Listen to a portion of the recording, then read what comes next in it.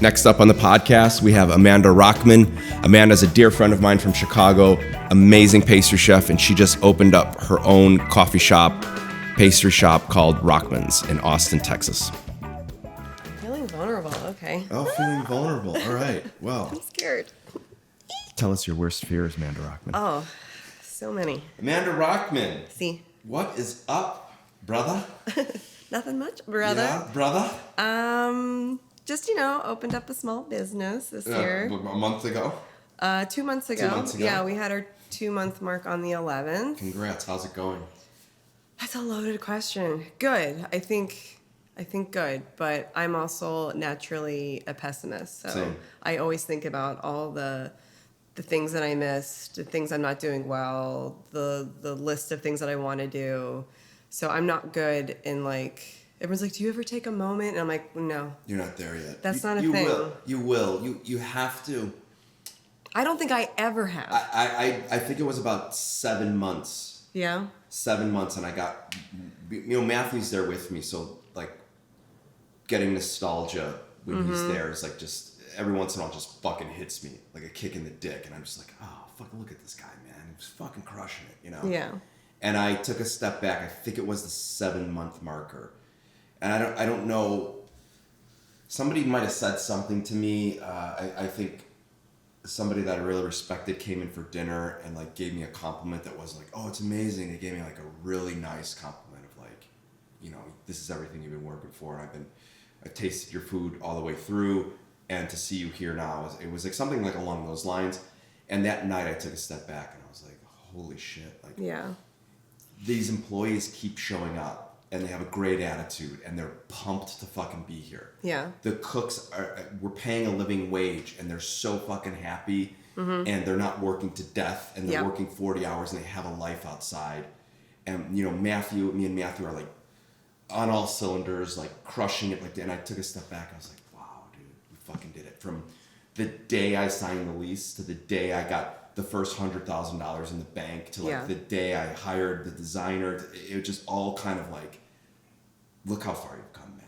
It's hard to do that. And you can't do it now. What you're in the eye of the fucking storm right now. But I think you have to try to find something that's going to spark that emotion. Yeah. A couple months from now, just look back and see the busy place, and you're selling out of everything, and the bank account is fat, and you're just like, fuck, I fucking did it.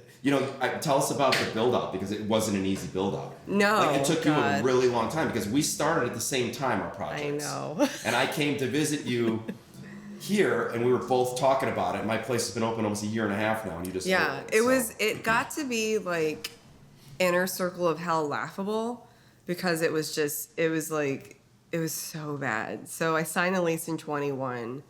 And the thing is, I romanticized this whole... I was it was during COVID, and I was, and I was working, still at New Waterloo, and basically I was working in pretty much an empty hotel. It was zombie apocalypse, right? And you're making pastries, and they're going away, but you don't see people, and it was just very strange. So I was writing, I made my own deck. I did my own, my own projections. I wrote, I did everything. I had my friend Andrea help me with the aesthetic of it. She was amazing, and I was I'm just kind of writing a thesis, and then I put it out to market, and I was able to get pretty much 2 investors. That's a dream, and they're both incredible. And then I found the perfect space on East Cesar Chavez. Yeah. I was it's a great spot. I was can this not this is going so incredibly well, you know what I mean? Mm-hmm. I should have known that I was about to get my ass royally handed to me, and then went through permitting, and I thought that was kind of nightmarish. It was an existing restaurant before? Or no, was it? So Right. it was a really strange music store called Switched On, I think, and it was it looked beat up. You know what I mean? It wasn't. But I was fresh paint, new walls, great. Right. It was a white Done. box. It had utilities, right? There was a toilet, there was a sink, there was lights. I was great.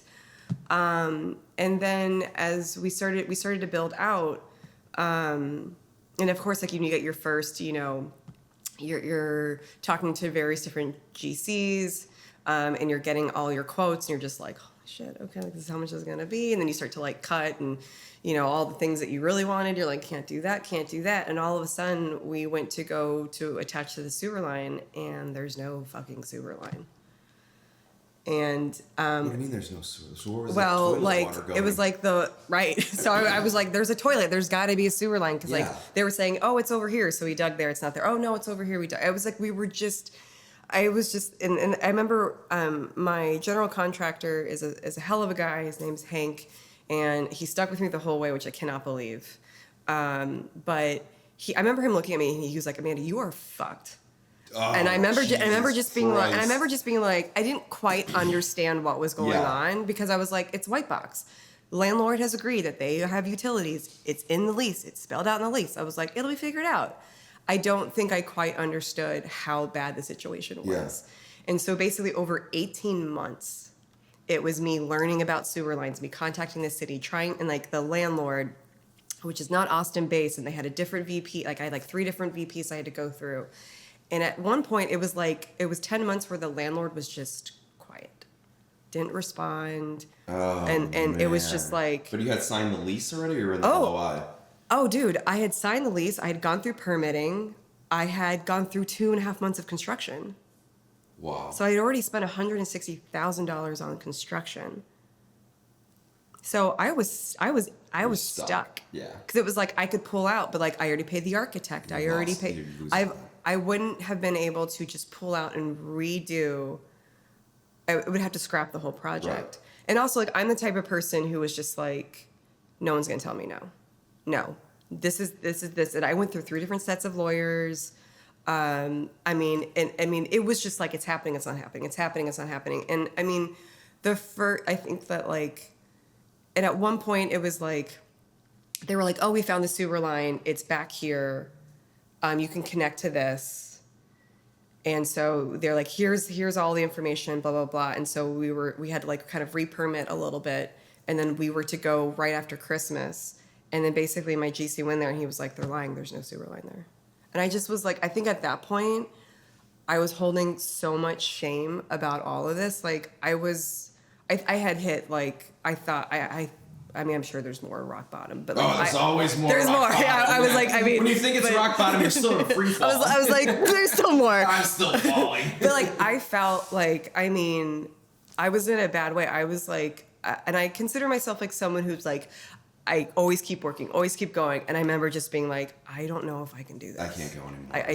I felt so sick. I remember just like getting that news. I would just remember my whole body was so tingly. And I remember being like, I'm going to have to tell my partners that I fucked up. You know what I mean? Like I picked the wrong fucking building.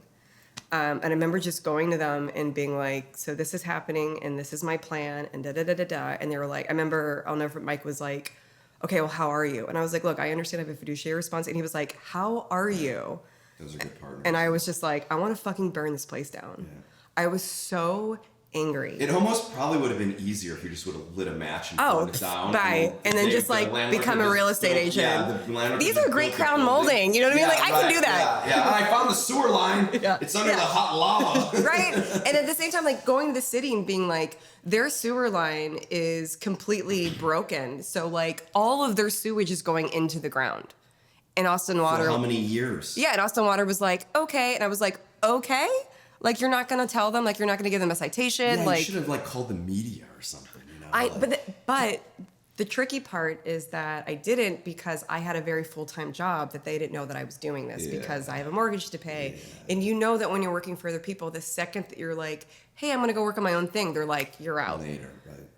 Which is another bullshit thing of the restaurant industry. Yeah, I mean, I've been with this company for 9 years. Yeah. And especially a big company like that. The second you tell them, hey, I'm going to do my own thing, they were like, ice me out. Instead of being like, okay, cool, how can we help you? Really? Do you know anything about sewer lines? Because you're a huge corporation. I'm sure you have a department that can like help me with the sewer line. Like, nah, man, you're fired. Yeah, you're like, See, that's the problem. Like, people like you and I, when we run into problems like that, like a large restaurant group corporation would have pulled out, lost $160,000 and been like, well, fuck it. Yeah. Throw it on the books as a loss. Let's go find another spot. Where people like me and you is like, this is all we got.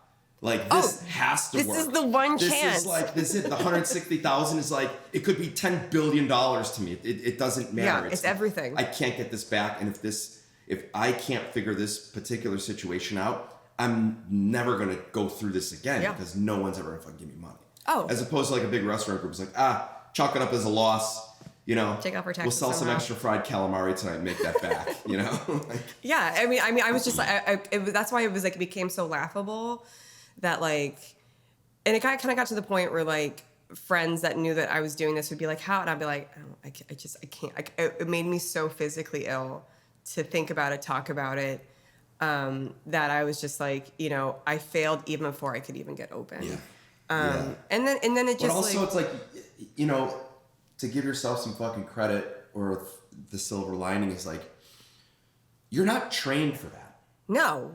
You didn't spend your whole life becoming an expert on sewer lines and crown molding and leases and LOIs, and you know, and that's how I kind of like compartmentalize things, is like, get me to the day of opening and I fucking got this. And every step along the way, I need to go into my Rolodex of people that can fucking help me. And I literally was on the phone with 4 or 5 people every day. Kevin Fink being one of them. Yeah. What do I do? What do I do now? Who do I talk to? Yep. You got to get another lawyer. Like, what the fuck, man? Yeah. And you're like, how much is that? How much is that? And I just spent extra money to make sure that everything up to opening day, I someone else that knew what they were doing had it under control, because I didn't. I mean, I kept on telling myself, I just need to get closer to the stuff that I feel comfortable with, because right now I am very uncomfortable. And I think it's like, I don't mind being comfortable. I like learning new things. I like problem solving. That's one of the but not when it's so risky like that. Like, right. And the thing is, like, I'm risk adverse. It's kind of funny. It's like my entire career, I've worked for other people, and it kind of got to the point where it was like, I've kind of gotten as far as I can get. Like they only see me like a certain way. You know what I mean? They're not going to advocate for me. One, why should they? Right? Because it's their business and everything should be aligned with what they want to do. Also, too, it's like I work really fucking hard. Why can't they fucking advocate for me? So there's that. But I have to bet on myself. But like, so it's like you have to go through all these things in order to get to that point where you're like, you get to make the decisions. But like, I think in that first like relapse where it was just like, it was so bad. And I remember just like, I would lay in bed, like fully clothed, like lay in bed and just be like, I don't know what to do. I would say it to literally nobody. And I remember one day I was like, I'm literally making the best decisions I can with the information that I have at the time. Right. You know what I mean? I had an architect, I had engineers come in and look at the space, the city approved the plan. Like, why would I think that this wasn't going to work? Yeah, and you know what I mean? First of all, why would all these people that I hired not be able to see or fix this fucking problem? Because a lot of people don't. They phone it in. Yeah, and especially the city. That's unfortunate. Like, I mean, now I know never to use this engineering company ever again. Yeah. So. And at the same time, like I remember when we were opening, everybody was like, "Aren't you just so excited?" And I mean, honestly, like I had no emotions in me anymore, because I had been living in this world. It had been in my head for so long and trying to build it that, like, unfortunately, I couldn't find a way to be happy. Because it was like so hard to get there that like I couldn't find happiness in it, even though like I am happy that I'm doing this. And I think that like it is the next step for me, but it just, because of that experience, it's sometimes hard for me to be in this space, because it's like, it brings up a lot of like, I mean, I was so vulnerable and so scared for so long that like, and I feel like sometimes like I'm still running a little scared, but like, because I think that like, again, that romanticism is just like gone. But now it's open. What are you scared of now? Oh, failure. Like that's. I mean, like whenever someone is like. But what is failure though? Like failure is like we have to shut the business down because it's not doing well, or failure is. Sure. Not meeting my expectations. Yeah. Like people not liking it, staff not getting paid $20+ an hour, staff not being happy, guest satisfaction, growth opportunity. Yeah, but that's all stuff that's in your control. I mean, some of it is. All of it is. Yeah. All of it is. You can build a culture where the staff's happy. Yeah, and I do feel like and the staff. We have but the staff is resilient enough to ebb and flow with, hey, the next month's going to be a little Slow, yeah. and we're going to have to cut hours a little bit. Yep. And what we realized is if you have a happy staff that's invested in it, they're like, yeah, no problem, man. We're here to help. Absolutely. Yeah. Hey, listen, we're shorthanded. 2 people are sick. Can you come in tomorrow? The amount of people that are like, yeah, I'll cover. I'll do it. Because they know we need help. Yeah. So that's on you to build that culture, which we were there yesterday, man. It looked pretty fucking happy, man. That and like also it's like usually like whenever you open, you have some kind of attrition. You know what I mean? Like you lose. Always. I haven't lost one single person. It's the same with us. You know what I mean? And so we lost a couple people that were in the beginning. Were just like, it was a this bad guy hire. is not gonna. And then we brought part-time people in. Yeah. And then we decided a couple part-time people wanted to be full-time, so we got rid of those part-time people. But even the part-time people were like, happy enough with them, even though we didn't really fit into the model. But I don't know. I think I changed the way that I manage a lot because it's not the same world as when you and I were coming up. I did that a long time ago. Yeah. I'll say and I think when I really started to change my management was at Nico. Mm-hmm. Because that's when I managed a larger team that was mine. Nico in Chicago, part of the hospitality group. Yeah. So, I mean, because it's like before I had Bristol and Belena, but it's like I had like one person. Yeah, that's small. You know what I mean? Pop. Yeah. And on top of it, like. It's a staff of 10 people in the whole restaurant. And on top of it, like the overarching group was incredibly toxic. Mm-hmm. So it was I would just try to protect the person I had from like the entity that was just like fucking crazy town. Mm-hmm. Whereas at Nico, I mean, I had like a team of like 10. So I was like, okay, like I'm really working with something here. And like I was the chef, a pastry chef. And like we had an incredible culture and people worked 4 days and they got paid well and people had room to grow. And like I kind of realized like how to talk to people. My tone was important. And also like there are 2 things that I know to be true about myself. 1, I'm not the best. But 2, I will outwork fucking anybody. So like my team knew that I was going to be there with them. I was going to be organized. They're going to have the tools that they needed. They were going to have the training that they needed to be successful. All the recipes were going to be like dialed in with yields and grams and methods, and so they were going to feel successful. So I just like that's when I really honed in like on my management style, and I just like I brought that to South Congress, and like I have like there's people there that have been there for 9 years since we opened. They're still there. Mm-hmm. And so like I always had like a good team. So like I feel really good about my management style. I was a little worried going into a space where I owned it and like there was the emotional attachment where I think that when I worked for other people, I was able to hide like, oh, it's slow and I'm scared and I know revenue's low and da-da-da-da-da. I am not able to wear that as well at my own place, even though like we're doing well. Because like we started with a big bang and like all numbers got crushed and I was like, oh, what? Okay. And so it was just like, we got to increase production and I got to increase how many people I need in front of house because like everyone's coming at a certain time and I want service to be great, even though it's a counter service. So it's like, you can only fit so many people in the building. So, you know, I think I need to learn how to manage kind of, you know, what's going on in my head in this space while I'm managing other people like on the day-to-day operations. And that's a hard thing to learn because, I mean, I'm new. It's my first rodeo, right, as an owner. And I just care a lot. I want everything to go so well that it's just like perfectionism will sometimes like fuck you up.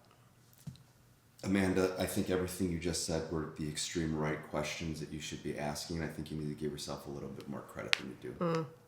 I'm bad. I really think you need to give yourself a lot more fucking credit. Oh, thanks. Because you just went through shit that not a lot of people go through when opening a fucking restaurant. Yeah.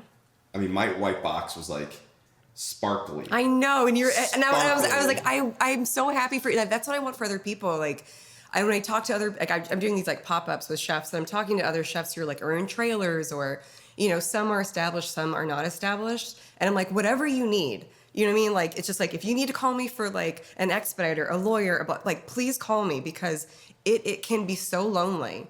And I don't want to gatekeep. And I just want, if one independent person wants to build something and doesn't know how, I will do whatever it takes to help you because being in that position it's just lonely and it feels bad, but like there are people, like I called you many times. I was like, what am I doing with this? Mm-hmm. Like, and what is the strategy? You know, what do we should do? Blah, blah, blah. Like, you have to go to the people that you trust that are in your corner.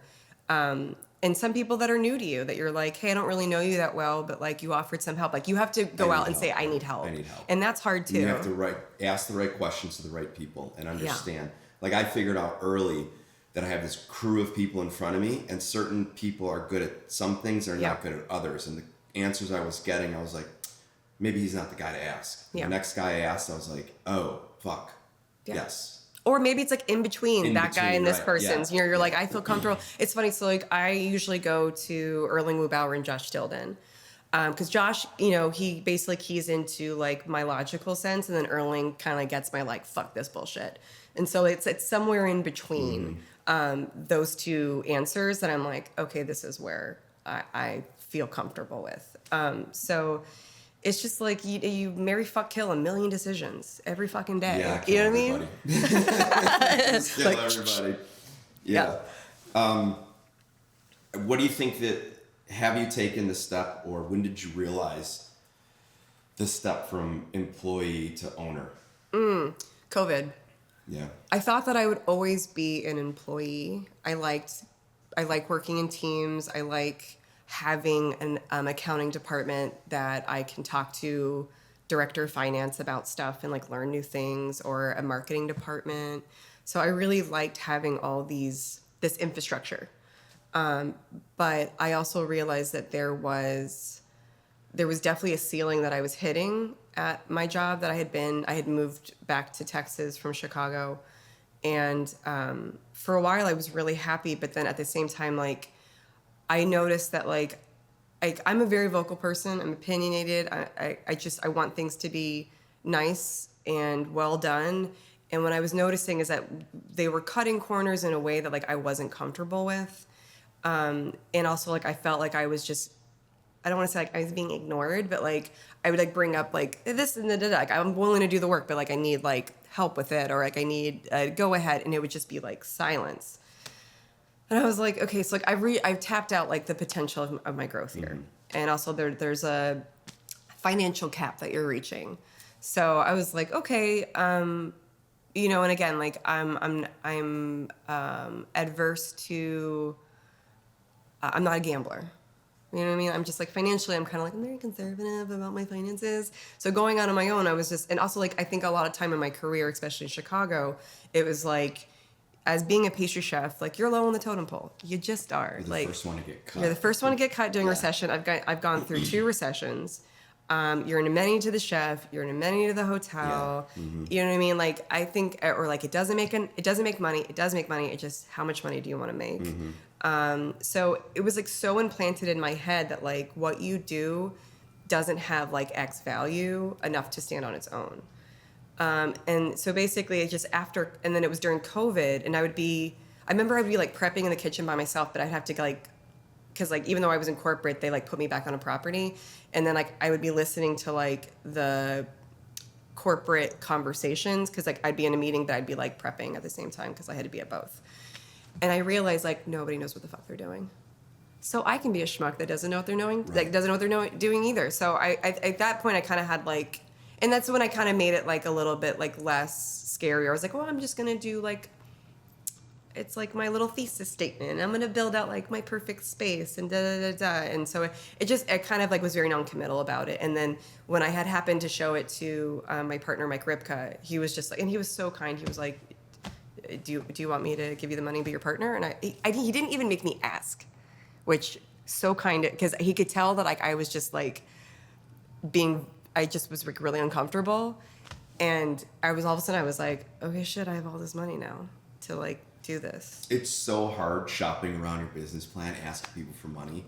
I mean, I was so terrible at it for 6 months, and like people just like, the amount of people that just say no right to your face. I'd rather them just say no right to my face, opposed to be like, well, maybe, and then I was like, oh fuck. And then there were the people that were like, yeah, I'm interested, and then ghost you. Oh, yeah. And then there were the people, we had a couple people that were like, I'm in for X. Yeah. Send me everything.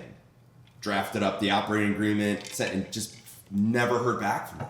Oh, hey, wow. Hey man, it's been a week, just wanted to make sure you got the operating agreement. Never Following heard back. up, and this was like in. friends of friends. Like this is like somebody like turned me on, and so then I emailed a friend and be like, hey, haven't heard back from your guy. Like, oh, he's on vacation right now. I'll give him a couple weeks. Yeah. Hey, this is it. And then we already had like logged that money. Like this guy was going to invest like $100,000. Yeah, and that's like. And we're like, okay, cool. Like we're so close right now. And this guy just fucking ghosted us. What I learned is people are fucking weird with money. Oh. So weird. And the more money you have, the weirder it gets. Yeah. Like we're talking to like a billionaire about investing $100,000. Just as a write-off. And he's just like, oh, you know, this, I don't know. Let me look at the business plan again. And then the very next sentence telling me about how expensive his LED lights are for his Christmas decorations on his palm trees and his driveway going up to his house. When you're like, this is my and it's dream. Like, it costs him like $300,000 every year to turn this on. And I'm like, hey, why don't you cancel Christmas this year and just fucking give me the money and, you know, support some fucking poor kid's don't know, right? Like, don't turn I'm the gonna work lights on. so hard to make you more money. Yeah, just be like, nah, I don't want that. No. But I gotta change the tire on my Ferrari, and that's gonna be $80,000. You know, you're like, see, okay, cool, man. And then it's like, well, we're splitting this dinner, right? you're like, you can expense it. Just punch me in the stomach again, man. You know. And then don't give me the money. Yeah, and then don't give me the money. I see. I as bad as I had with the build out, I have two incredible partners that, like, he would call me like every day during the opening and be like, how's it going? And he'd stop by and, you know, blah, blah, blah. And I remember it was like 3 weeks in and I was like, hey, can I call you? I have some ideas on like how to maybe restructure some management and like when do I, you know, we're doing gangbusters, but I'm expecting like it to drop because it's like, it has to, right? And he's like, does it? I'm like, I don't fucking know. But he was just like, he's like, you're so talented. I just want you to be successful. Like, I just want you to like do your thing. I was like, fucking hell. Like, it's like, you got to weigh things out. You know what I mean? It's like, I know that like I could call him in any day and be like, this is what's going on. And he always reminds me, he's like, what's the goal? I'm like, sell pastries. Like, then we just keep on doing that. So I was lucky that I didn't have to do too much of that.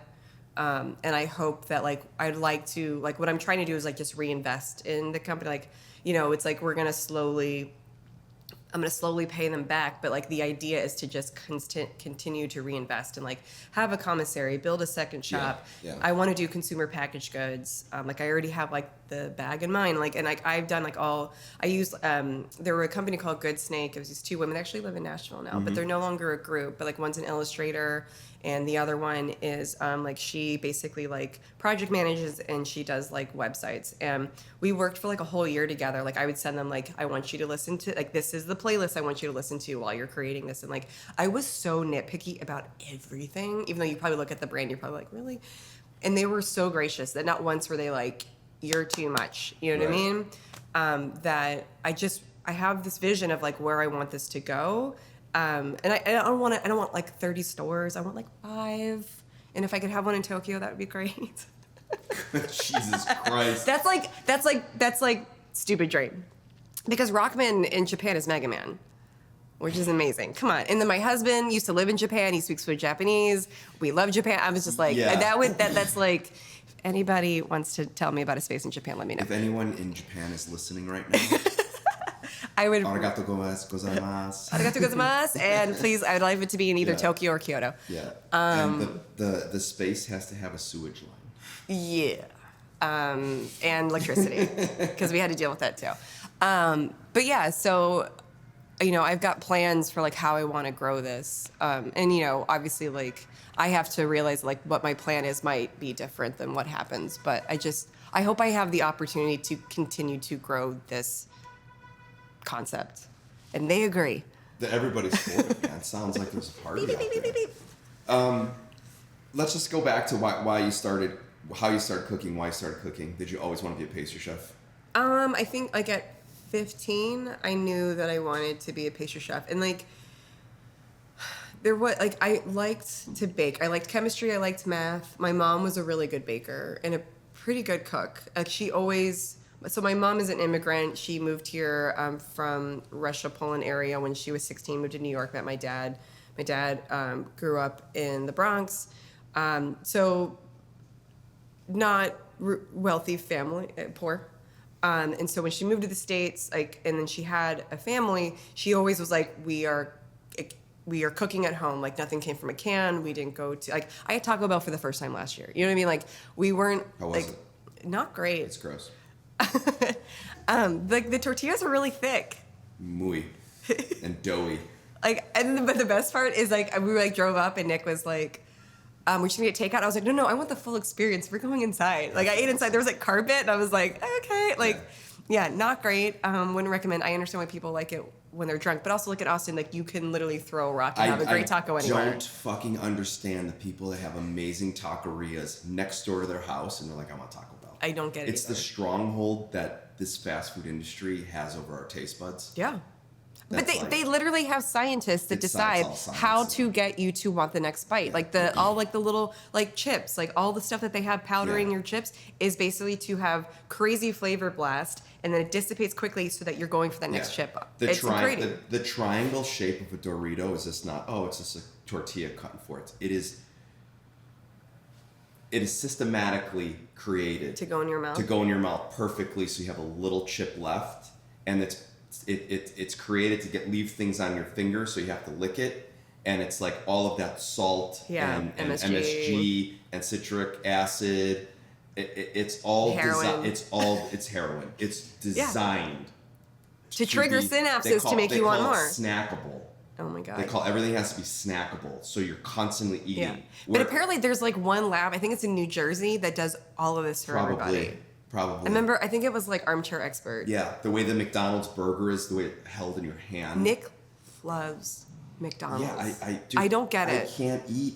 It's something in my body. I cannot eat anything anymore. Okay, if you had to pick one fast food, let's say it's like you're about to die. You have to have some kind of like something. I don't want to say nutrition because you're gonna mock me if I say that for fast food. What Calories. would it? Yeah. What would it be? I mean, is In-N-Out Burger? I don't think In-N-Out Burger is considered that because I think it's fresh, or it's as fresh as it could get, or at least it used to be when I ate it. I don't have one. You next like In-N-Out to me. Burger over Shake Shack? I okay. do. Bye. I do. Yeah, I do. No. Mm-mm. Although I don't eat either one of them that often, so I can't. I've never done the. Okay, let's say out of the fast food genre, the big mega Burger corporations. King, Wendy's. Fuck, that's a hard one. I do love a Burger King burger. Really, I've never had one that I can remember. Burger King burger, like a Whopper is like, or the double cheeseburger is really fucking good. Really? Okay. But like, the McDonald's quarter pounder is just like, damn. Okay, so you do so. Oh, dude, I love it. Really? Oh, I can't. It doesn't taste like meat though. But I haven't eaten it in fucking 15 years. Okay, so Burger King and or McDonald's. I think 2016 might have been the last time I had McDonald's, and I had the fries, and they fucked me up for days. I'm like, I can't even eat the fries in this place. You know, it's like. And the last time I had Taco, out. I can't tell you the last time I had Taco Bell. Like I was underage. I was probably underage. I was probably fucking underage. Yeah, I wouldn't go back. Yeah. KFC. I never eat fucking KFC. Oh, what other ones are there? I guess there's Popeyes. There's Wendy's. No, Wendy's. No. Chick-fil-A. I don't consider that. Well, now it's fast food, but I don't consider mine would be Chick-fil-A, even though it's like I understand that it's a. It's not anymore. Oh. They're doing all kinds of weird shit now.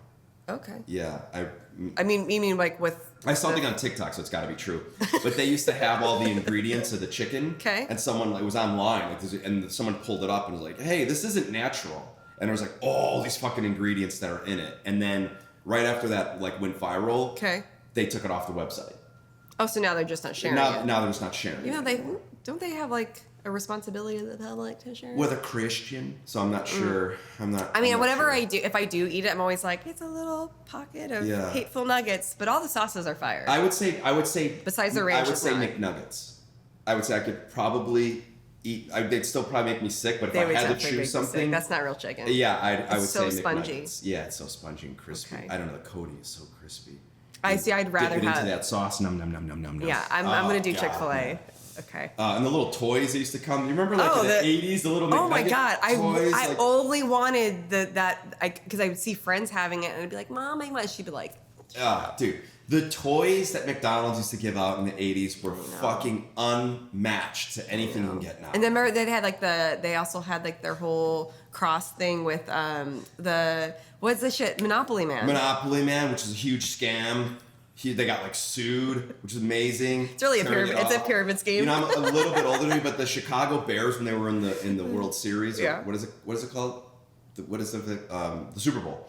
When they were in the Super Bowl, there was like McDonald's in Chicago just like took over Chicago during that 1985 Bears team with like Walter Payton, Jim McMahon. And they had like Railroad and like Boardwalk. No, it wasn't Monopoly. It was like Bears trading cards. Oh, damn. And you would just like peel something off, you'd get the trading card. It was fucking I wonder how much they're worth now. Nothing. They're probably worth loads. Like the same as Beanie Babies. Probably Beanie Baby from now on. But like the toys were, dude, it was like I so feel smart like, though, because the kids wanted the toys. I feel they like didn't care about the food. that's it. And so now the kids, we're now 40 plus, and now we crave the McDonald's. So that is incredible marketing on its own. Well, because they made it addictive.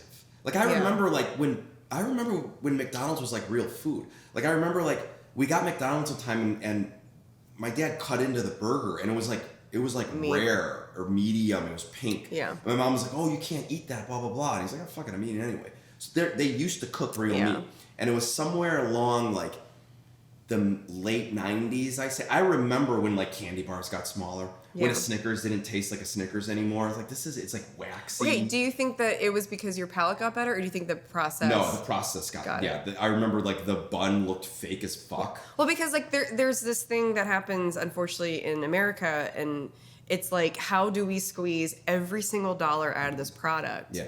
And you know, when you go and it's like when you go to like Paris, you know what I mean? It's like you can have a 12-seat restaurant and you can have like really, really beautiful, nice things. And it doesn't have to, you don't have to make like exponentially like this much money. Everything doesn't have to just be so lucrative. Right. It just has to be sustainable. But what we're dealing with a mentally ill capitalist society. Yeah. That's what America is. So everything more. has to be bigger. Everything has to be like, why can't you just have a small restaurant? Yeah. Like something in Paris that has 20 seats. Yep. You do one menu. There's Yep. 5 people on the floor. Because it's unsustainable with the amount of rent you have to pay, the products you're bringing in, what you have to pay. All the fees. People, fees. all Credit card everything. fees. Credit card. Oh, credit card fees. Jesus fucking Christ. How is this legal?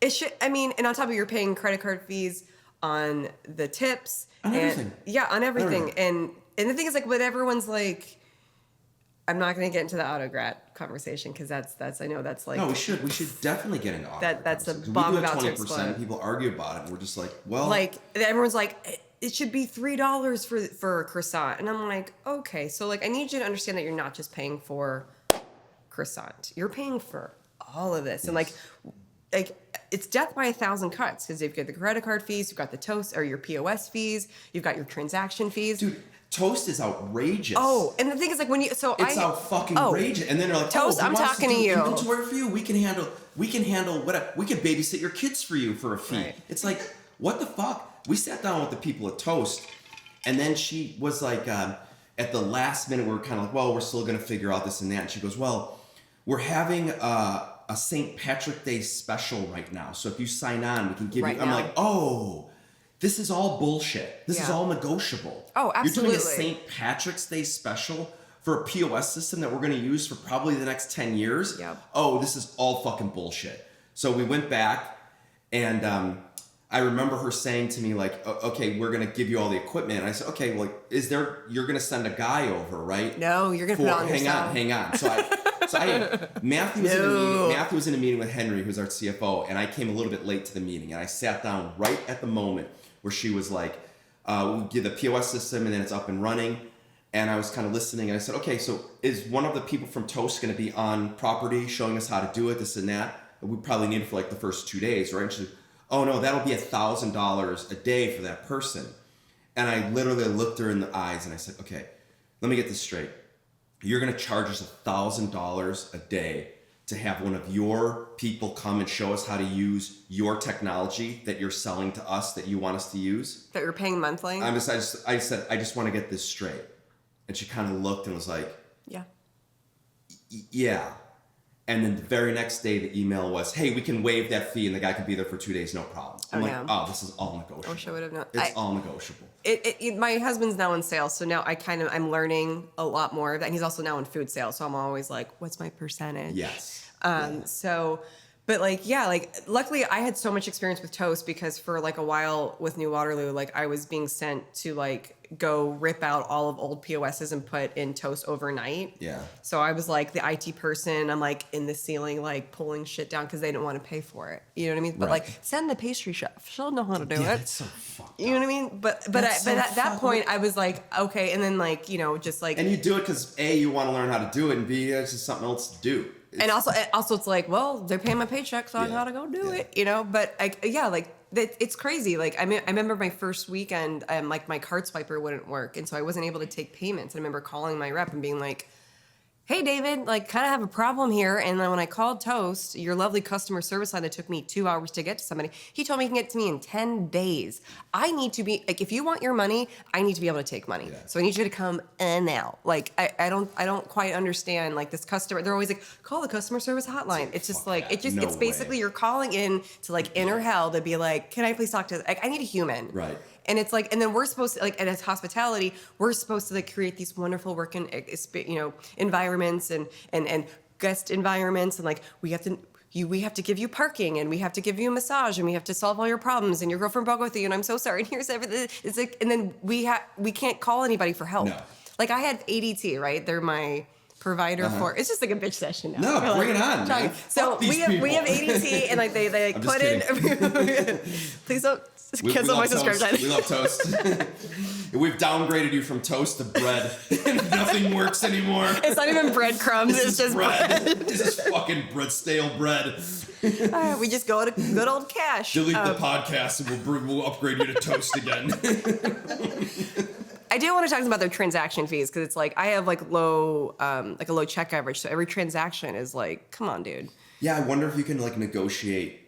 It's like 15 cents per transaction. Or something, they also have, you know? I'll get back to the ADT, but like they also, so you have like the brick that you can like tap like your card, and like they have this thing where it's like if someone taps too much, like too quickly, it'll like charge them, and then we'll have to be like, oh, I'm sorry, like we weren't done ringing it in.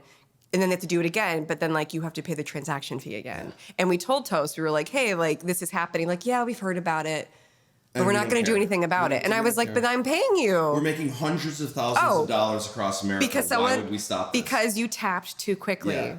So customers, please stop tapping too quickly. Right. But it was like that meme. Sorry, it was like that meme. It was like the person you are is the person on the phone when you're asking for a representative on an automated system. Oh my God. I'm always like person, zero. Representative zero. Beep, beep, beep, beep, beep. Representative.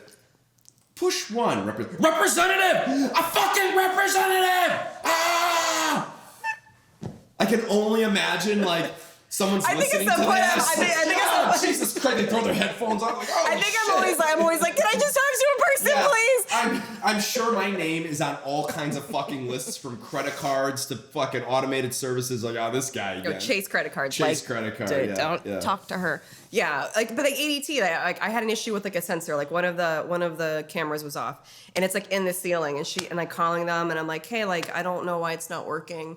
Yeah, well, neither do we. And they were like, can you just plug it, replug it, unplug it, like reset it? And I was like, it's in the ceiling. Like, I don't know where it's plugged into. Yeah, it's hardwired. You know what I mean? So like, and as a schmuck, I like get up on the ceiling because I'm like, you know, let's wear this hat as an owner. And I take off the ceiling and I'm like trying to peer through, and I'm like, I don't see it. And she's like, well, can you just follow the cord? And like, it's like down the freaking ceiling. And I'm like, no, I can't. She's like, well, is there anybody that you think knows where this goes to? And I was like, I'm talking to them. The person who installed it. Yeah, I'm talking to them. You know what I mean? You, motherfucker. She's like, well, it's going to cost you $500 to have somebody come out.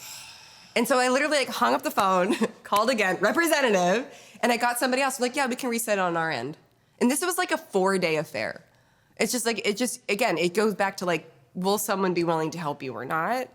But it's just like... it goes back to, you just need to keep asking for a manager or someone above them. Oh, God, we do that. Can I talk to a manager? I do it all the time. If I'm not getting the answers from representative, I'm like, I need to talk to somebody else. Because there is somebody here that gives a fuck that wants to help me. Yeah, and he was just like, beep, beep, bloop. Yeah. And it was like, it was on. And I was like, fuck me, dude. Yeah. Taking my ladder and putting it back in my car. I was just like... funny? That is a total sidebar story, but... I had called my health and I think it was my dental insurance. Oh God, I'm so and sorry. when I plugged in the number, it was a 0 and I pushed 9 by mistake. It's like, welcome to hell. I pushed 9 by, so I had called the wrong number. Okay. But I got some sort of like insurance thing. And I was like, yeah, I'm having a problem with my dental insurance. Like, oh, what insurance do you have? And I was like, oh, this, and this, and blah, blah, blah. And we don't pay dental insurance? She's like, granted, I'm not calling my insurance company. This is some wrong number that I called that just so happened to be like an insurance provider. Okay. And the woman's like, oh, yeah, here it is. Yeah, see. The problem is you don't have the right coverage. So what you need is we need to get you signed up for life insurance coverage, dental insurance coverage, risk death insurance coverage. We just need your social security and your accounting and your routing number. What we can do is I could save you. She goes, how much do you pay a month? And I'm like, it's like, I don't know, $10 a month or something. I pay quarterly. Oh yeah, we could definitely beat that cost. So we need to get you like a new insurance. So what's your name and date of birth? And I was like, wait a minute. It's a scam. I'm like, wait a minute. This doesn't seem right. And I was like, I don't need new insurance. I want to know about my plan. So I like asked, like, can I speak with somebody else? And I was on hold for long. I just hung up. And then I called that same number back. And then I got a different guy. And I was like, hey, I'm having a problem. And he's like, yeah, you're not in our system. Like, what do you have? Like, you don't, yeah. He's like, I don't, you're not in the system here. This is XYZ. I'm like, no, I'm calling like dental insurance of Nashville. He's like, yeah, you got the wrong number, dude. And I hung up and I looked, I was like, oh, I pushed 9 instead of 0. And I'm like, wait a minute. That fucking bitch was trying to scam me into like a new insurance saying like, oh, you have the wrong insurance and I can help you. She's got to hit her. Yeah, she didn't give a, I was like, dude, I almost got fucking scammed. Yeah. Anyway, representative. You're like, and now my teeth are fake. And now I'm broke. Anyway, representative. So ADT fixed it. So what's the lesson that you learned? Just keep on asking. Just keep asking. But right, you were asking me about why did I become a pastry chef? I liked. Yeah, that was a tangent. Sorry. Yeah, wow. Okay.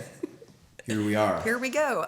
So I at a young age I knew that I wanted to do it, but like my family being my mom's an immigrant. Like, if you go to college and you do something safe, like, you're a doctor, you're a lawyer, you're an accountant. Like, they wanted me to be like an accountant. My mom wanted to be an accountant.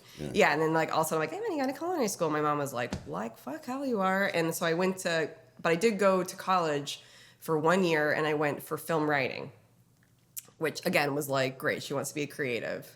And then I ended up dropping out and I went to CIA. And so I remember like when I got into a kitchen, because I went to college in Boston and I was like staging in like fine dining restaurants in Boston. I just was like, this life is like, it's like a pirate ship. Mm-hmm. Yeah. You know what I mean? And like, I've always been like a little, like growing up, like I'm kind of like the weird kid. You know what I mean? Like I have a kind of a strange, a darker sense of humor. I'm naturally a pessimist, which, goes really well hand in hand with kitchen culture, unfortunately. And like I like to work with my hands. And like I just can't like, either it needed to be like military or it needed to be like culinary. Mm-hmm. Because it's like I can be super I'm on task, like, and I can work really hard, I can put my head down, or I'm like you just saw, I'm all over the fucking place. So I need how's that ADHD structure going for you? I know I've never been. The doctor has not told me I had ADHD. Yeah. Trust me, you just been diagnosed. So it's just like I just fell in love with it, and like it's like, and also like when I want something, I'm like everything's in. Mm-hmm. So I just was like, this is what I want to do, and like basically I was off to the races. It's easy. Welcome. I feel like everybody probably wonder why that. We gathered you here today. This is an intervention. Preston is a doctor, and he's self-diagnosed. I feel like everyone self-diagnoses themselves. No, dude, I definitely have it, and I didn't realize. It's not like an STD. It's just like how your brain like. It's not that. It's. I didn't get diagnosed with it till like a couple years ago. And do you take a test? Yeah, I take a test. Yeah. Is it like an online test or you go to a doctor? I went to. Did he actually go to a doctor? My therapist was like, "Hey man, I think you should fucking take this test." My therapist has never once said like, "Hey, I think you have ADHD." Yeah, because they want you to keep coming. They want you to keep paying. Anyway, but once I was like, oh, and then you have to figure out which one you got. Like, oh, I got the blue one. Yeah. Oh, you open your bag of candy. You're like, I got a sandwich. You're like, I love sandwiches. I got a rusty screwdriver. How did you get candy? And then you figure out which one you got. And then once I figured that out, I'm still learning about it. Okay. I'm still like phoning it in, but I was like, oh, my entire life makes so much fucking sense now. Really? And now I'm able to navigate certain things and understand why I think this way and why I'm doing it. And I'm able to catch myself before I do something. What are some stupid. of the bad habits that you have with it? A lot of the bad habits are I repeat things in my head over and over and over and over again. Like I get stuck in a loop of singing a song or saying something stupid or like hot to a spit on that thing. You know, I'll be like the music will be playing. I'm like, and I'll just be like hot to a spit on that thing, and then like all fucking day. I get extremely fixated on a recipe and I can't give it up until I finish that project. Okay. If I'm not, I have this new thing of don't put it down, put it away. Okay. Don't put it down, put it where it belongs. Don't put the cream down on your table or put it over here. Go back to the cooler. This is a negative thing. I think it's negative. Yeah, it's a negative thing. Well, this is how I this is how I respond to the negative thing. Okay. I'll start all these fucking projects in the kitchen, or I'll start my laundry, or I'll start cleaning the house. Okay. And I'll start my laundry, and then I realize, oh, I need rubber bands, and I'll go in the rubber band drawer. And be like, oh, this drawer's a mess, and I'll start organizing that drawer. And I find playing cards, and all of a sudden now I play. Oh, let's play a quick game of solitary. And then it's like, oh, fuck, I'm hungry. Let's start cooking something. Okay. Shit, I gotta go get the mail. I open the mail, and I have to answer this thing now. And then I look back, like 5 hours is gone, and there's just a fucking piles of mess everywhere, and I haven't done one fucking task. Okay. Laundry's not separated. The drawer's still unorganized. Okay. Game of solitaire is still going. Water's boiling over with fucking shit that I forgot that I was cooking. Yeah.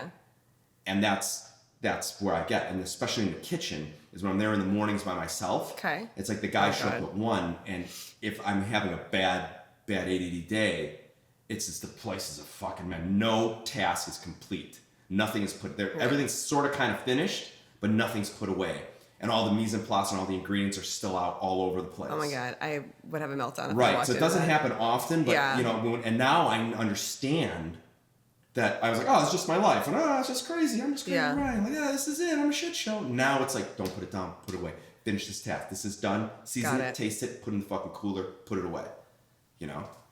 Yeah, I could not manage that. It's hard. It's fucking hard, man. But I didn't understand. I just thought. So how do you feel? I thought this was everybody. I thought everybody did this. No, I get how it. So what are the things like? Because like I have a few people on my team that do have ADHD. Yeah. And I'm always just like, okay, because like now it's like you interview somebody like that's within like 5 seconds of the interview they'll tell you like who they're fucking, their poly, their pronouns, and like I have ADHD, and I'm like, okay, like what's your experience in the kitchen? Right. Like I try to like let's reframe it. But like, what's the best way to manage someone in a kitchen when there's like so many things going on, like you need them to multitask? Yes. Like how best to make them feel comfortable and like safe in that space and successful for them and the business. Yeah. If they're open about it and you know that they have it, yeah. I have them text me what kind of day they're having before they get here, so I know what I'm walking into. Like sometimes some of the guys would be like, fucking having a really rough day, I really can't get it together, I can't focus. Like, okay, great. So now that I know he's going through his day, and it's like I don't see him focus, I don't see him working, like, dude, fuck, instead of saying like, what the fuck, man, get this shit together. Now I know it's like, okay, where are you at right now? Right. How can I help? I gotta sort this out. Like, how can I help you sort it out? If you could do this and this, that would help me out. Right. And when an ADHD person, when you help them out with just one fucking thing, like I am like buried in all this work. And you do one thing and they feel relieved. One thing goes off, and I'm like, oh, dude. And then it's like, oh, that one's easy. That one's easy. Once you start scratching things off the list, then it just becomes like you have the power to finish this list. Okay. But when you're fucking buried and the list is and then you're just in that negative loop. It's a simple fucking thing of just wrapping up the chives and putting them away is a task that's like hanging over me. And it's something as simple as that is like, I can't get to putting these chives away. I just can't do it. Yeah. I can't mentally put these fucking chives away. And once it happens, then it's like, oh, I'm free.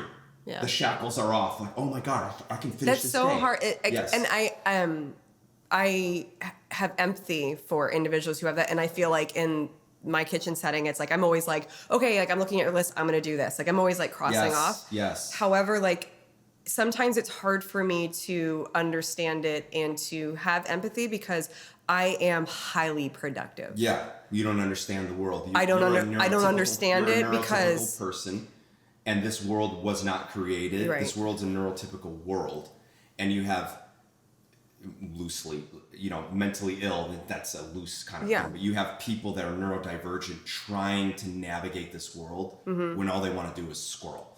Right. And it's just not set up for us.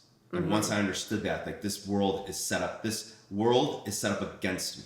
And as far as I've come in my life, I've been dealing with this and navigating this, and not everybody has to go through the shit that I have to go through. Yeah. And some things are major, some things have it. Some people have it way fucking worse. Yeah. And some people don't have little things, but this is not set up. Do you feel that like it can be, there's like a way that it can, because it's, I mean, as someone who is trying to get people to, it means like I need people to produce, right? But I also want them to learn and feel successful. And again, like I'm an ultimate producer. Like I can get so much shit done. And while I'm thinking about and like I can do all of that for a very long time without burning out.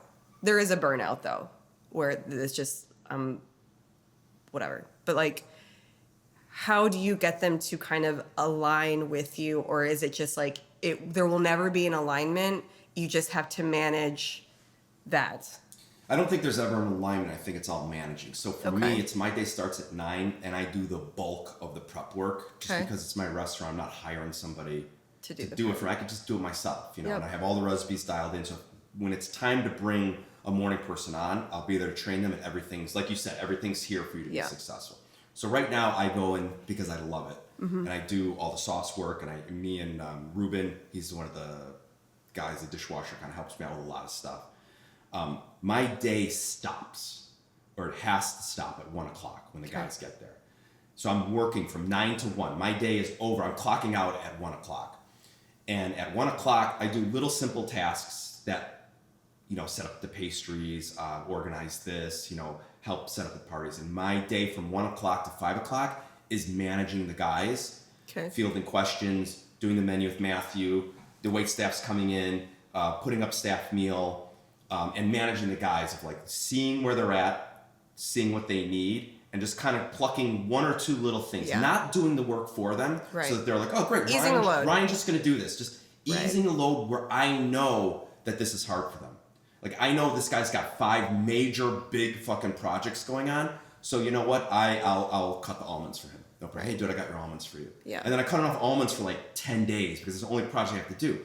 And if I'm cutting almonds and someone pulls me in another direction, it's just almonds. Yeah, you'll be fine. This is not some major project that needs my attention that I have to like watch and see. I'm not making milk skin, Yeah. Or if I get pulled away here. This guy has a question. Hey, help me break down the tuna. Yeah. Almonds stop. I go break down the tuna. Back to the almonds. Matthew needs something. Back to the almonds. Steph Mill gets up. Back to the almonds. But you got heads on a swivel. But I'm seeing what everybody's doing. Guys, 3:30. Where are we at? Yep. Guys, 4 o'clock. We got a half an hour. If they're talking too much, guys, focus. We got 20 minutes to get this place set up. 20 minutes. Scrub down in 10 minutes, guys. You ready? Yeah. And I become a drill sergeant of keeping everybody in line. It's funny. I say the way that I explain it is like I'm the conductor. I'm always like I'm always vocalizing what needs to be happening. It's like, okay, so Sophie, when you do this, blah blah blah, you're gonna do this. Okay, so Michelle, I'm gonna have you pivot. I'm gonna do this. I know we said we're gonna do this, but the butter is not da da da da. Raven, okay, now I'm gonna need you to do this because now we call all of our equipment like names. I'm like, you're gonna go into Judy because Michelle's gonna need Judy later. Like I'm always like trying to conduct while I'm like shaping croissants or something. So it's just like, because you know best how the day needs to go. And also like if you make the call and it goes to shit, like you at least made the call. You're responsible for it. Hey, this didn't come in. The short ribs were late. It's way too early to get in the oven. Great, we're gonna take it off the menu. Right. And I have an easy restaurant. We'll pull another pasta. Let's just do this tonight. It's very easy to run.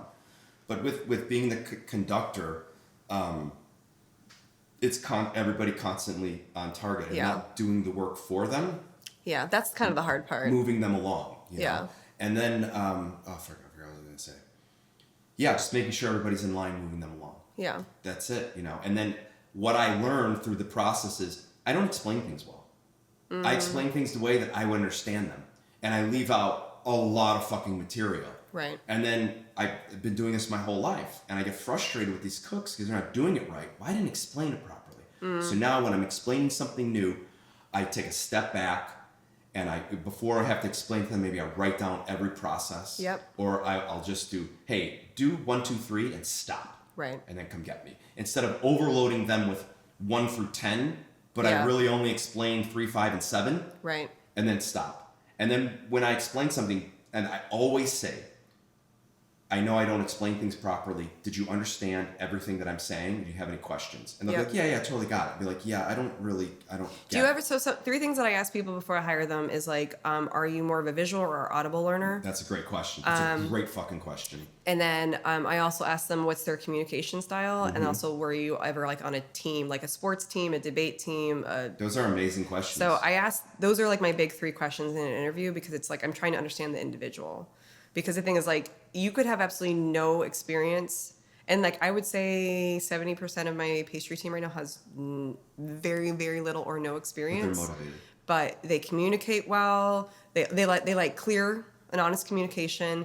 They have been on a team of sorts, either a debate team or a dance team or a sports team, and most of them are visual learners. Mm-hmm.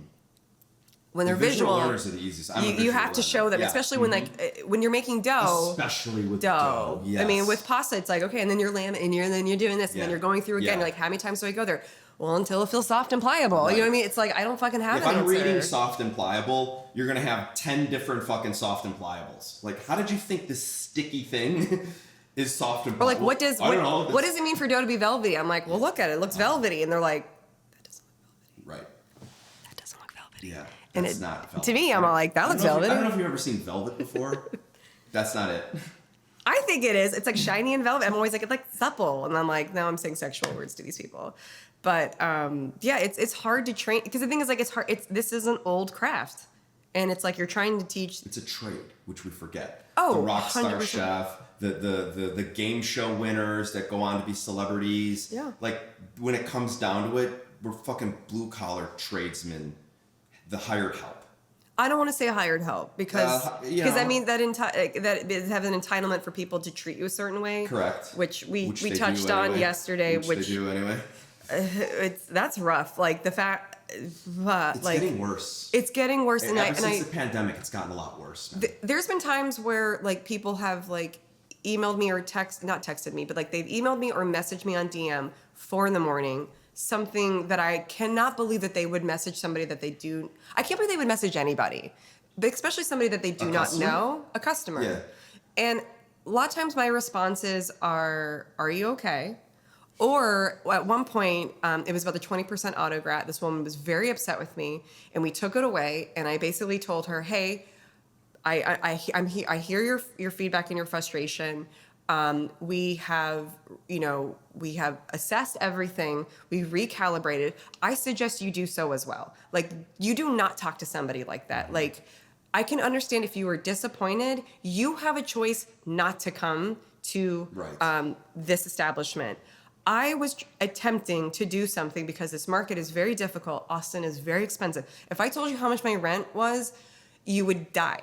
You would die. And also, like, I have to pay people back. I don't, like, no one's getting rich off of this. That's the other thing is people are like, it's a money grab. And I'm like, who's grabbing what? What money? Yeah. Can like, I grab something? Because basically the money comes in and the money goes fucking out. Yeah. And it's about keeping that flow. And the money goes through my broken sewer system. Right? In my soul, in my deep, dark down soul. And then it goes to other people. It goes to the credit card fees. It goes to the POS. It goes to the food. It goes to the gas charge. It goes to renting fucking tanks. It goes service charge for the delivery people delivering your food. Oh yeah, and then there's a tax on it, and then on top of it, like you have to pay all the taxes, and then you have to pay your lawyer fees and your accounting fees, and you have to pay to put your sales tax into the program, like, you know what I mean? And then you got to pay your people, and so I was like, okay, so I'm gonna add a 20% autograt that 100% of it.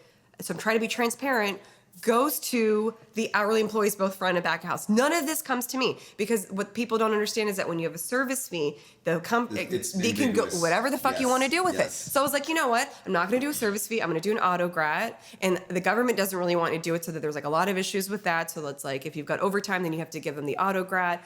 Time and a half on that one. So you're trying to do all this like crazy math and like your minority reporting, all of it. Like, it's just the system is so not well set up for hospitality workers. And then, and then you get these people responses of like, why am I fucking giving a barista 20%? And I told you about this yesterday. That's a $30,000 machine. I bought a $30,000 espresso machine from Italy, had it fucking shipped to Seattle, custom painted, and then recalibrated, brought to Austin, recalibrated it again. Trained people how to use it. Brought in all these people to train. And then I'm gonna crack a Coors Light and slide it your way, buddy. Yeah. Hey, there you go, brother. Yeah. And I'm gonna get 20%. Because it's alcohol. Because the sun is down, I expect to leave 20% on a beer. Or because it's alcohol. Or You know what I mean? alcohol, right. It's the perception of value. Like pastries, like people were like, this should be a $3 croissant. Who the fuck are you to say what anything should be? Oh, one person was like, well, if you get the butter from Costco, and I was like, my butter, the butter at Rockman is brought in from France. Yeah. We import it from France. We use really nice flour. Like, at the same time, it's just like your perception of what you want me to cheapen or devalue what I do, because customarily certain foods have been inexpensive. Pastry, Chinese food, Thai food, Mexican food. And they expect us to be cheap because what? They don't value us. But American food, steak, king crab, Italian food, seafood, Italian food, expensive. Yeah. We're all buying the shit from the same fucking providers. Your butter, I mean, I'm probably getting better butter than most of these places, or my flour, or my eggs, or my dairy. Like, my dairy is nice, but I should be cheap. And also, the labor is the same. A person is a person is a person. The equipment, like, someone might, like, I have a, $40,000 sheeter. You know what I mean? I don't just have, like, a 4-burner. So I'm just like, okay, so, like, just because you've been underpaying croissants, whatever, for your entire life does not mean that that is the actual value of it.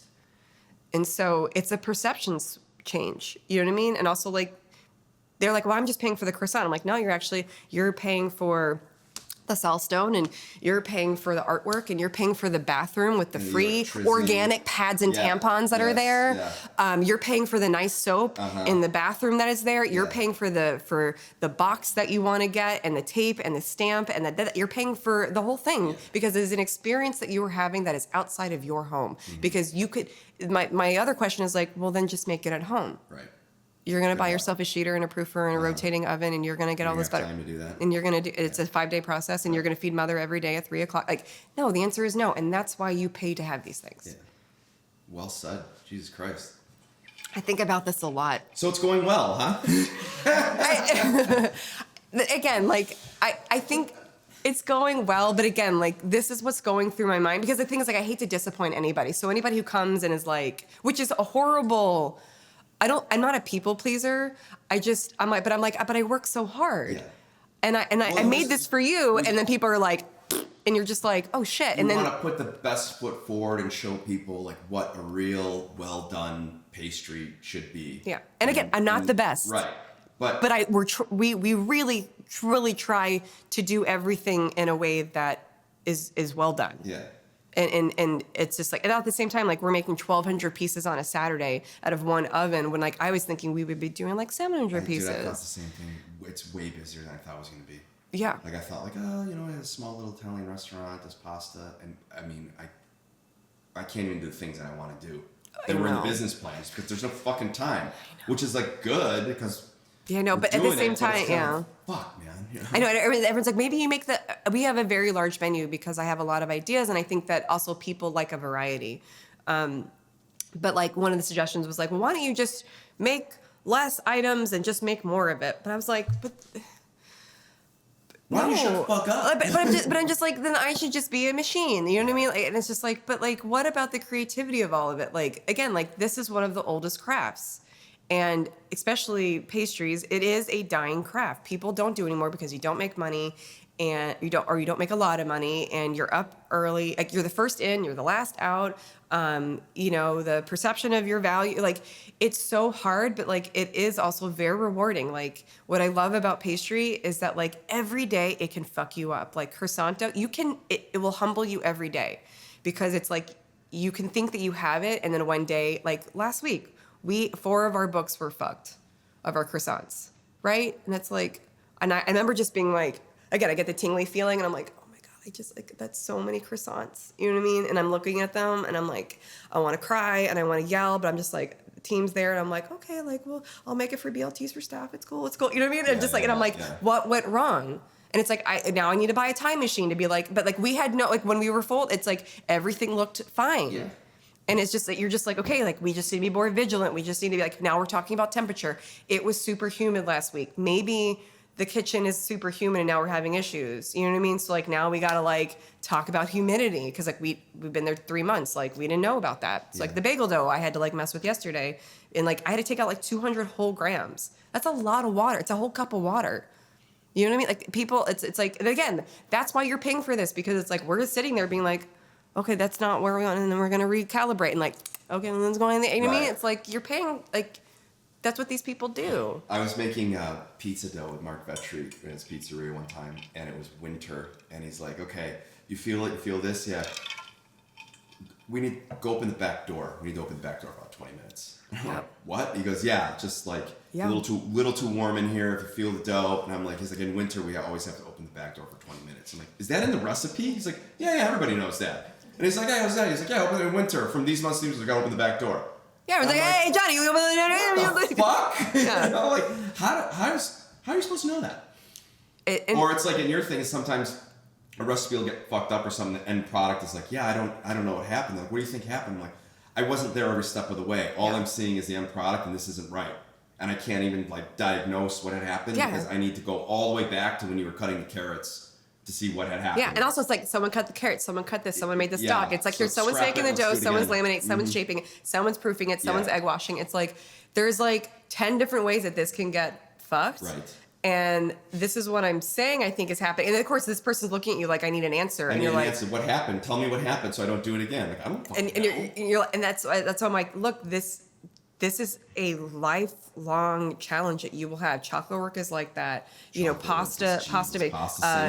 You know what I mean? Mm-hmm. You know, I think like meat cookery, egg cookery, that shit's hard. Like, it's a lifelong trade work.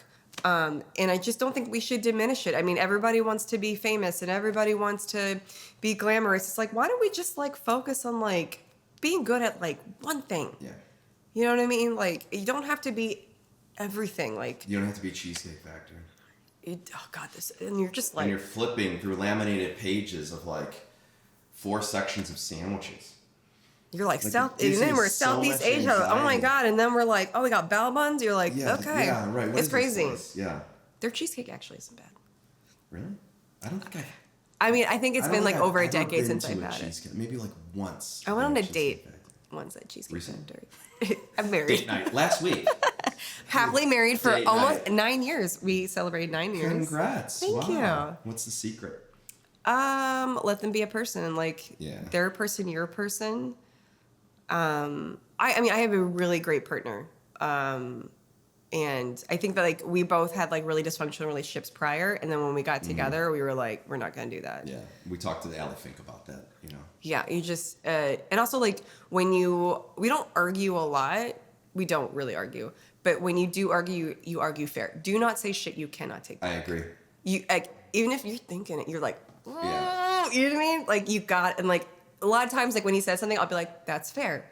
However, you know what I mean? Like, it's just like you have to, and that's like, you have to learn how you process things. Like, because of being in this industry, I'm very quick to react. Like, I have a response, or like, this is how we fix it, this is what we do it. And Nick needs to process, like, he'll just kind of be quiet. And I automatically think when someone's quiet, like, they need me to fill the void.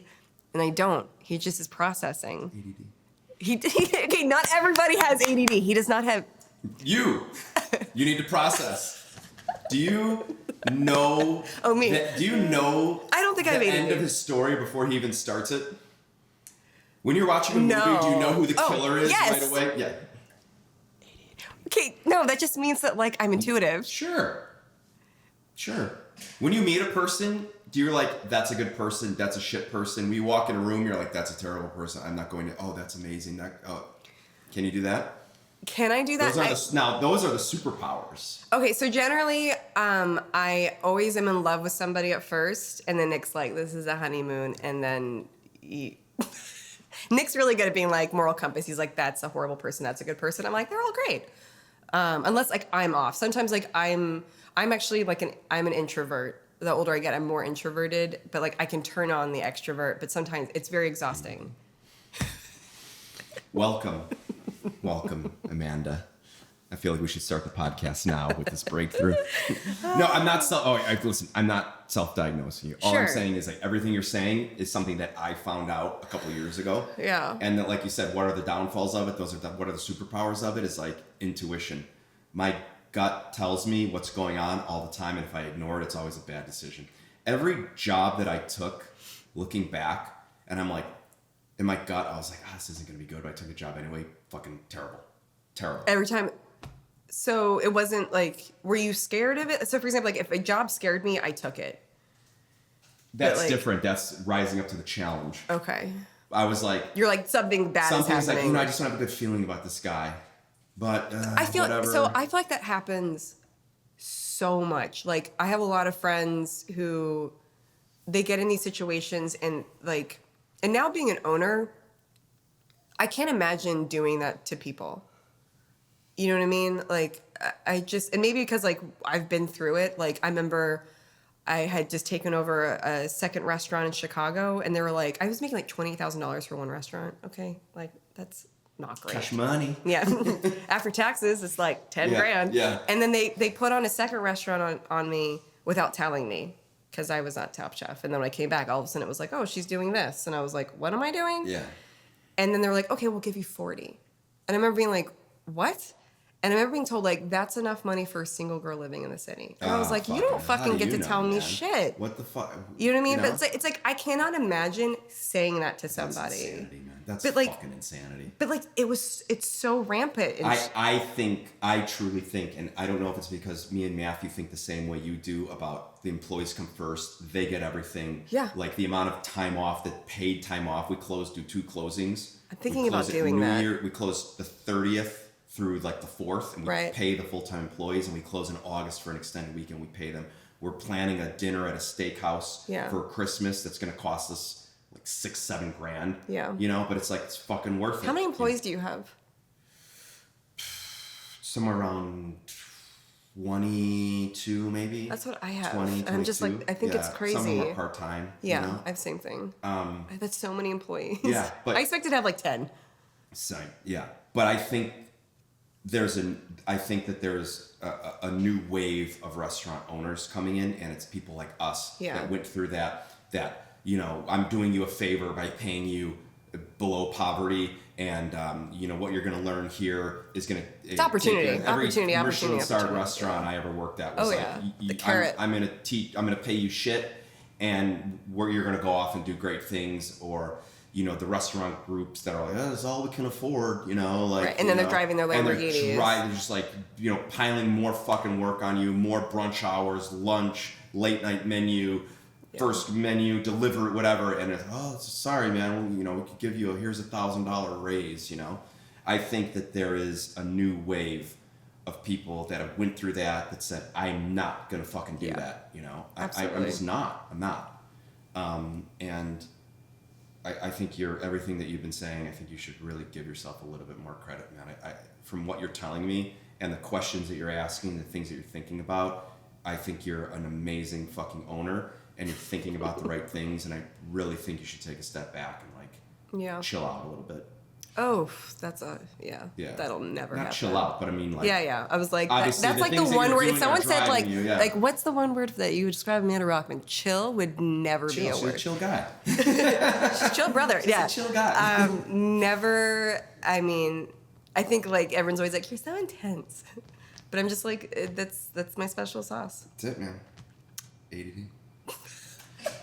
Let's end it there with a special sauce. Thanks for the amazing conversation. Oh my God, thanks you for bet. sharing Always. your stories. If people want to find you, where do they find you at? Sure.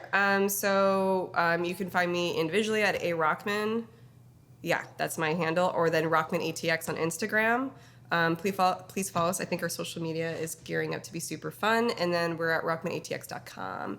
And then if you are in Austin, we are at 2400 East Cesar Chavez, Suite 200. Please park in the neighborhood. There's free parking. There's a whole video of parking. There's a whole video that I show you where my favorite parking spot is, and you should go find Also, it. restaurants don't have any control over the parking. That's No, a city we do. landlord It's issue. city landlord. It's not We my don't own problem. any of it. It's not my job. It's not my job. Please, don't make me park your car.